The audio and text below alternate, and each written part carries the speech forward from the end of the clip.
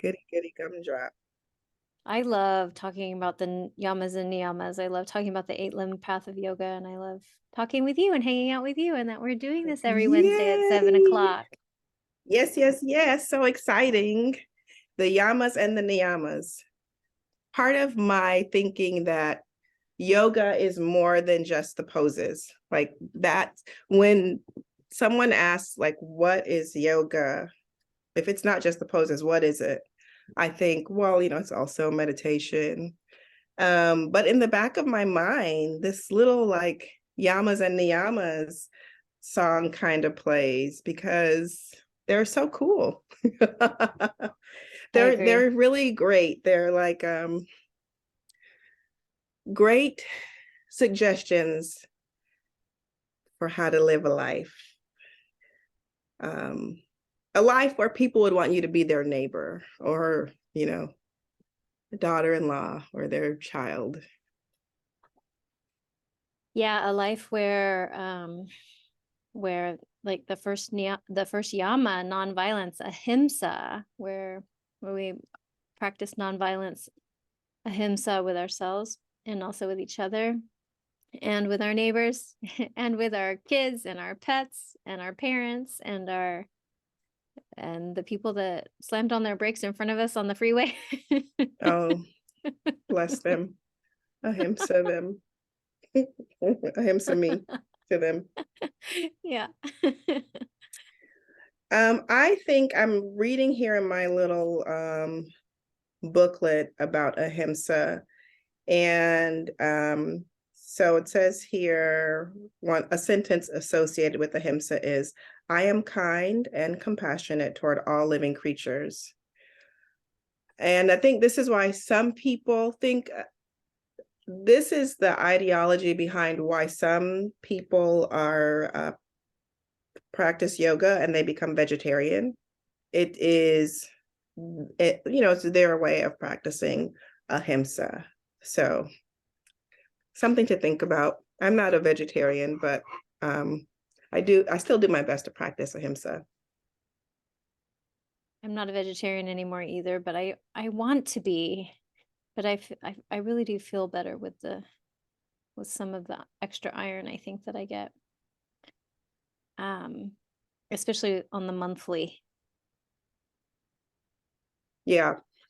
It's funny, there is of course there are like health reasons, but I was doing a meditation class and we talked about whether to live an awakened life, whether you need to be a vegetarian.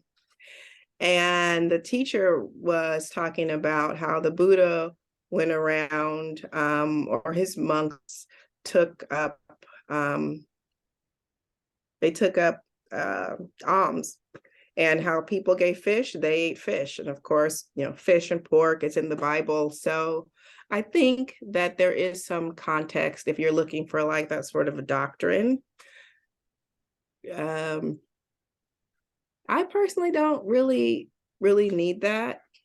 Um, my son, my 19-year-old soon to be 20, is like the don't label me. And so I'm jumping on his bandwagon. Like today I might eat vegetarian, tomorrow I might not, but I still do hold that like ahimsa, the nonviolence in my heart. That is a very important principle to me. Yeah, and nonviolence really like in a yoga class, really practicing that for the physical asana part of yoga too, like really being mindful of not to hurt myself and to be I easy and like find that. my edge and then back off. Yeah, yeah. That's why I think I like a more gentle, slow, deep stretch type of yoga. It'll be interesting how our sun salute workshop goes since I am such a lazy yoga practitioner. I really like lazy yoga, and sun salutes are not as lazy as you would want them to be. I was thinking about you because I was thinking, what will Crystal think when we're doing these sun salutes over and over?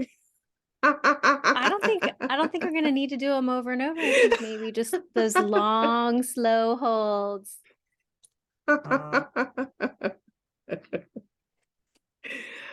So what the yamas are also satya. That's a good one.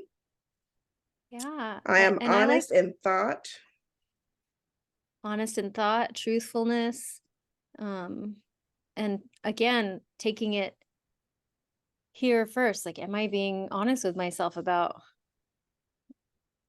how I'm feeling, or am I stuffing my feelings? Am I being truthful with my words and what I'm saying? Am I being truthful with what I think about something, or am I concealing my true feelings? So I really love truthfulness as a way to be in integrity.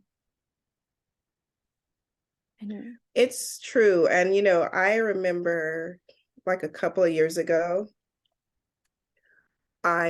someone that I love wanted me to do something and I wanted to tell them no, but I wanted to lawyer no. Like, technically I have to wash my hair in Hawaii and my dog ate my homework. But then you said, I know, but you want your words to be in alignment. And I thought, oh, I forgot about that. No, I want to get out of this. But it's true. Like, I want, I do want to practice that honesty. So yeah, that's another one. So, and again, we're talking about the yamas, and the yamas are part of the big picture of yoga. So nonviolence, honesty, let's see, what else? non-stealing, asteya. Non-stealing. I have And everything I need. I have everything I need. I have everything I need. Aw, that feeling of not needing to take somebody else's something because I am so abundant. That's a really generous feeling. Plus, I'm big into agreements and time agreements, and one of the first things that they talked about in yoga school when I remember first learning about asteya, non-stealing, was not stealing people's time. Show up on time, end things on time. And so I'm so anal about time.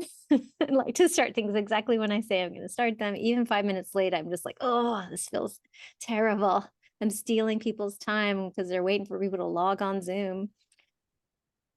And so this is I like that. I try to be on time. I think, and here we are, we talked about yoga school and bringing this cultural perspective. When my husband and I went to Ghana,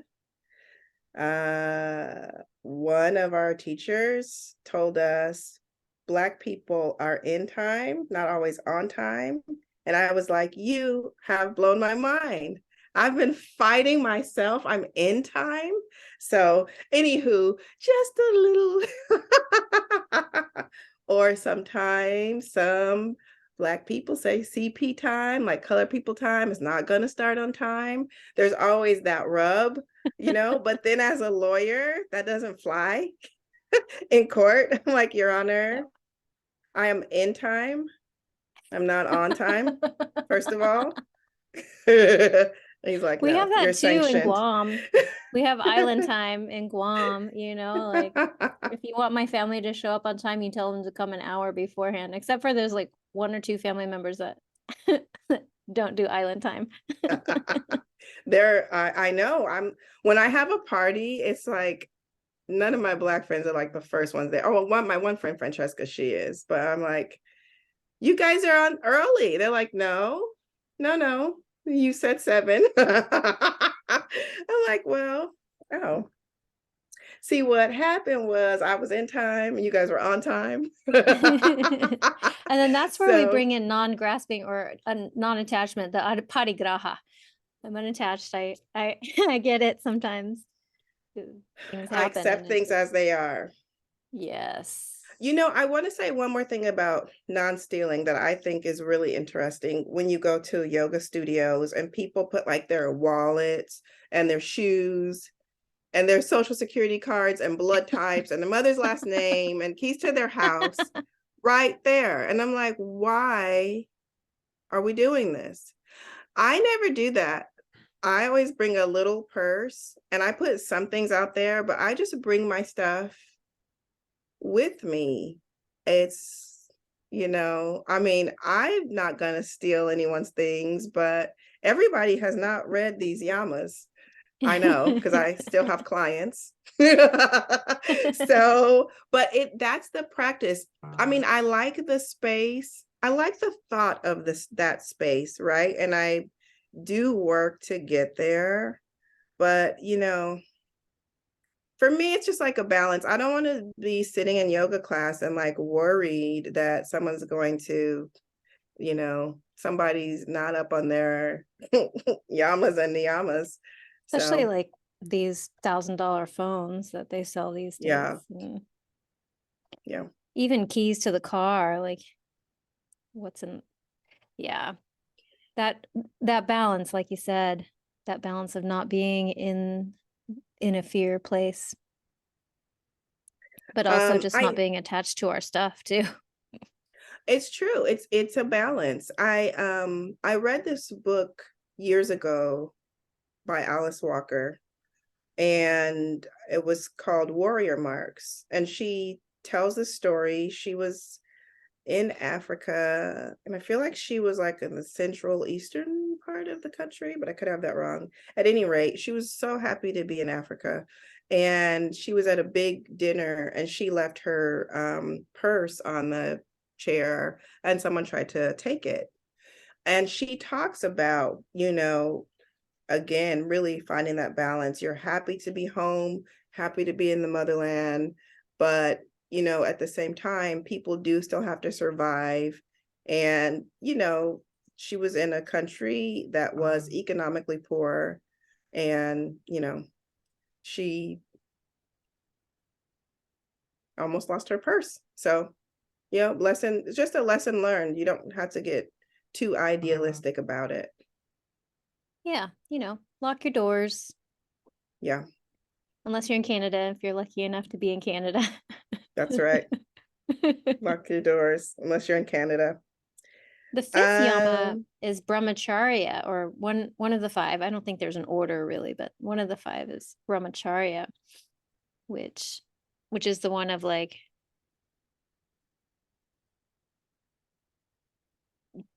balancing energy. Thank you. Balancing energy and being being content with, I mean, I think originally it was basically like no sex, right? That was kind of the keep your sexual energy contained kind of thing, which back then and still a lot of the monks are not partaking in sexual activity. But when I think of brahmacharya in a yoga practice, like a physical yoga asana practice, I think of that conserving of the energy. Like I'm not gonna like push when I know I have a whole hour of something that is gonna require my stamina. So being able to connect with my self in that way, in that deep way, that intimate way. Says here, I conserve and honor my vital energy. And as part of this, it says, cherish your sexuality and express love from the heart. So all of that is part of, which again, in yoga class, people often feel so self-conscious and, they think they have to do everything that the teacher suggests. And usually, or often, their suggestions or invitations. I think if you're in yoga and you do something that I'm in yoga and I hurt my back or my hamstring, I'm the one that's walking around with a sore hamstring. And so I'm very mindful of that. And I'd rather not. And I don't remember one person from any yoga class that I've ever done, like ever. Like I don't remember ever looking at anyone I've seen hundreds of people in classes, and I don't remember one that I thought anything about, So I really try to keep the focus on what I'm doing. And I think that is also part of just being in the flow and not worrying about doing everything that everyone else is doing. Yeah, conserving through your body intelligence and being so aware of your own body intelligence that you're able to conserve your energy. And even when I am looking outside myself at other people in the room, that's kind of an energy link. It's to continuously bringing my awareness back to my own body sensations, I feel like is part of brahmacharya. Now the 5 niyamas: sauca, cleanliness; santosha, contentment; tapas, that sort of purification, and that the fire in the fire, belly. yeah, and svadhyaya, self-steady; and then isvara, pranidhana, surrendering to the highest. Devotion. These 5. Such a sweet way to enjoy moral conduct. Contentment. I'm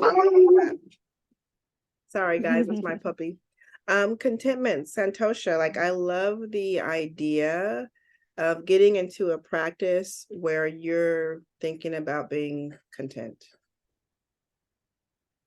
It feels like it's a muscle, That you have to practice. Yes. Yeah, practice being content.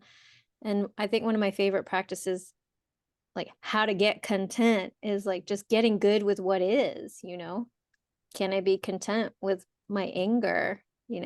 I like to get good with what is, because that means I can find contentment a little easier. If I'm feeling like something shouldn't be the way it is, that's the fast pass to misery. But Well, I mean, I think that comes in all forms. Like, I think the same thing about having locks. Sometimes people will say, I can't wait until my hair gets longer, my locks get as long as yours. But there's a style and a beauty to this shorter length. Then when you go past it, you've passed it. So it's just an appreciation at every stage. You'll look back and you'll see pictures and you'll think, oh, that's great. Or like, I was talking to a friend earlier tonight, and she was saying she wishes that she numerically had more locks. And my son and I were saying, your hair looks so great. And so it's just that like it suits her. It looks great for her. And so it was really like kind of just tapping into that energy of just liking what I wish that I didn't have to see the man with no feet to appreciate not having shoes. Like, right? I wish that I could instead just internalize happy where I am, happy with what I have. I mean, I'm mindful of it, but I love that it's written down somewhere that I could read about santosha and, try to incorporate it into my life. Yeah, and be inspired to make it a practice. We're not always going to be content, especially in uncomfortable feelings. Sometimes there's no way I'm going to feel content while I'm grieving, even though there is some, like, underneath all of it, there is some relief. Yeah. And then when it comes to sauca, part of that contentment is coming clean with yourself, not just sauca in a physical environment, but sauca, clean teeth, clean body, clean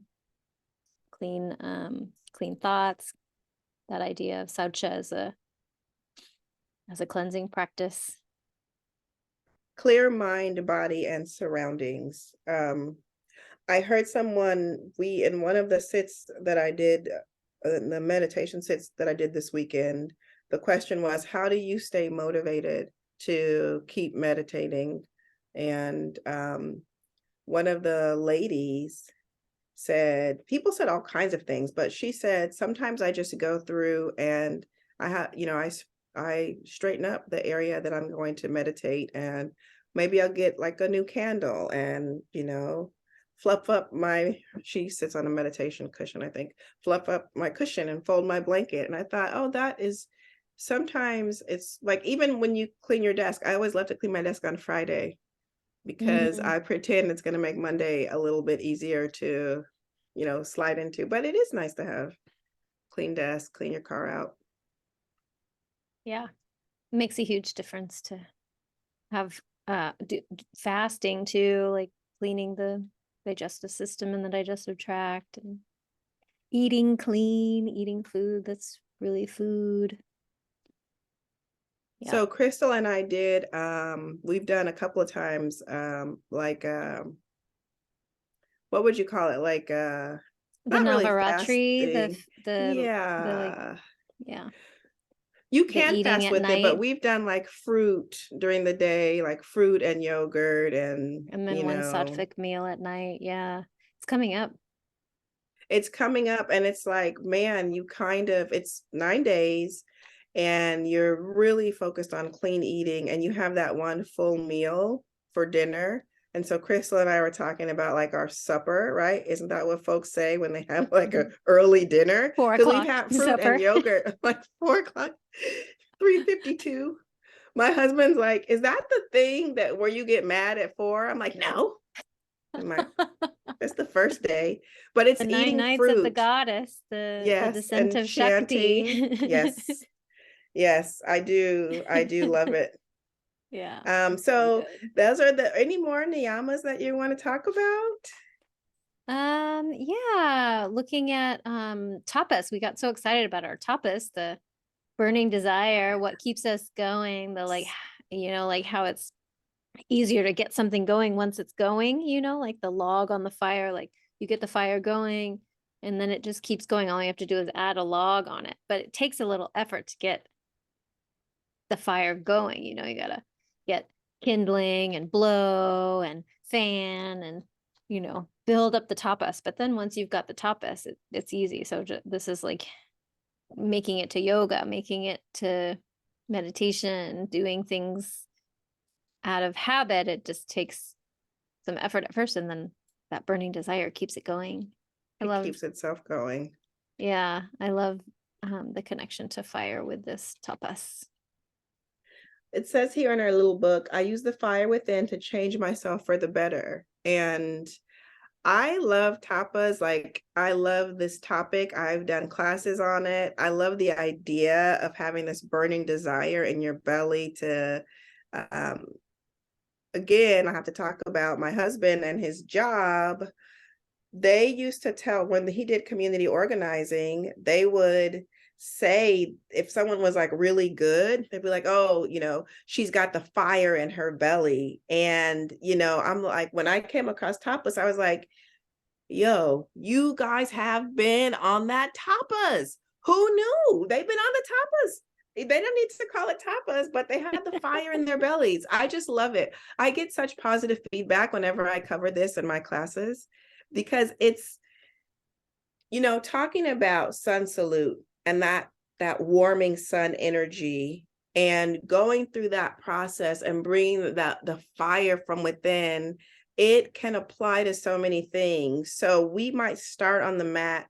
I have to have that fire to just get through this class. If I'm getting back into it, I've got to have that fire, and the sun salute is getting me warmed up.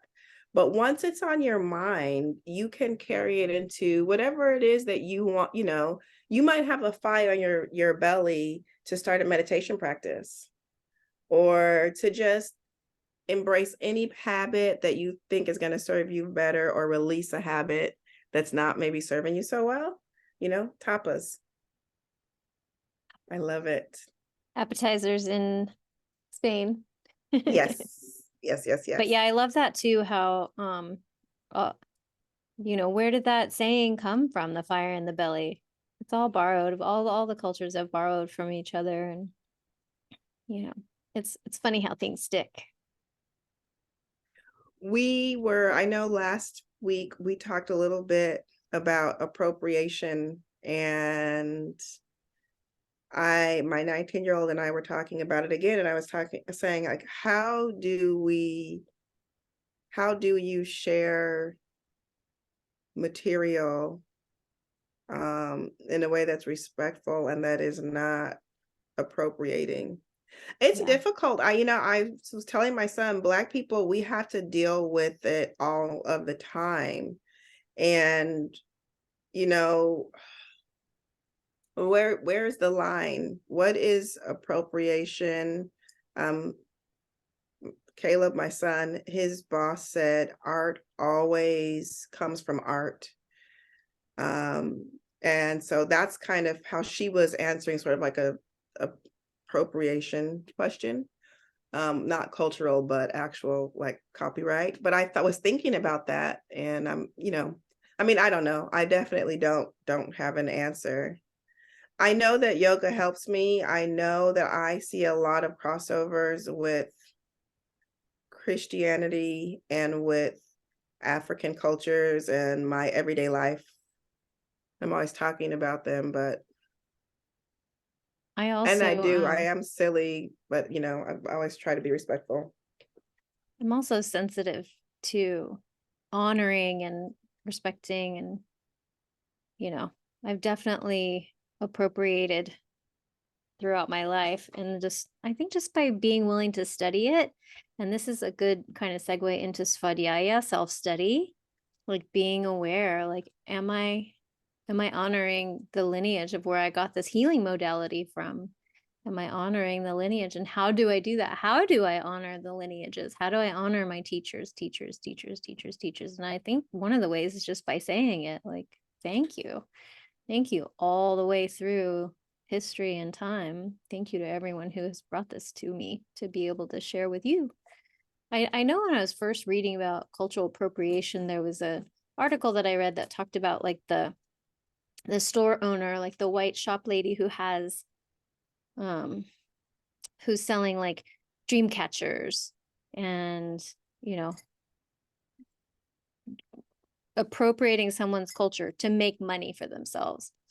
So I think that is a way to look at it. Like, am I honoring it, or am I just using this to make money for myself? Yeah, that's hard. Yeah. That's, I think, a tough one. And it comes with I can't believe self-inquiry. You can't believe what? that we've been on for 30 minutes. We've hit I know, our again. Now it's time to surrender to the highest and yes. isvara pranidhana our way to completion here, and be in gratitude for having our connection and being able to connect with all of you. So thanks Yes, for thanks tuning for in. joining us. I love Yes, we'll talking end about on time. the yogas, the yamas and the niyamas. It's a Yes, and pleasure. hopefully next week we can continue our discussion. I hope you all can join us. Thank you so much.